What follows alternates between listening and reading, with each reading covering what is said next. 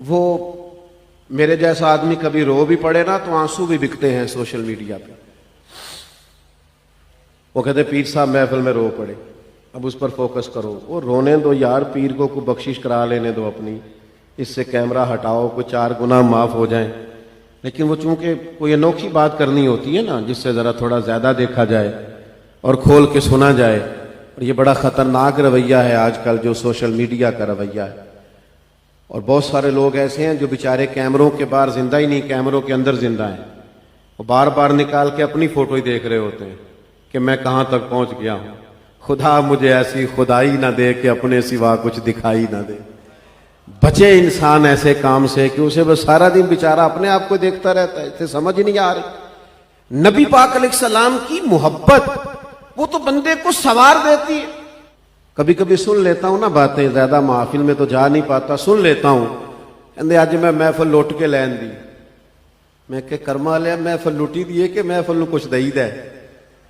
تو کیسا آدمی ہے, تو لوٹ کے لے آیا ہے. تجھے تو کچھ دے کے آنا چاہیے تھا, وہاں کچھ چھوڑ کے آنا چاہیے تھا, ان لوگوں میں ذوق پیدا کر کے آنا چاہیے. یہ کیا انداز ہوا, تو کہیں بھی ہو, کیسا بھی ہو, اور تو کتنا بھی کھو جائے, تجھے حضور سے محبت ہے, تو محبوب کے ادب کو بھول سکتا. نعت خوانوں کی خدمت میں بھی عرض کرتا رہتا ہوں, اور میں ایسے لوگوں کی خدمت میں بھی عرض کرتا ہوں جو تنقید کرتے ہیں. ان سے بھی کہتا رہتا ہوں کہ یار تنقید بھی برائے اصلاح ہی ہو تو اس میں ہی حسن ہوتا ہے.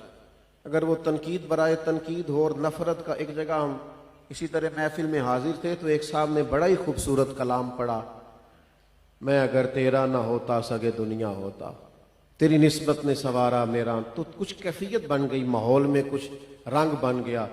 میرے جیسے لوگ بھی چند آنسو بہانے لگے. تو میں نے اپنے ساتھ والے صاحب سے کہا ماشاءاللہ کیا خوب انداز ہے اور کتنی لذت آئی ہے. تو میرے کان میں کہنے لگے نے 80,000 لے آج. تو میں کہا تو ذرا ٹھہر جانا سی 10 منٹ, مزہ تو لے لینے دیتا.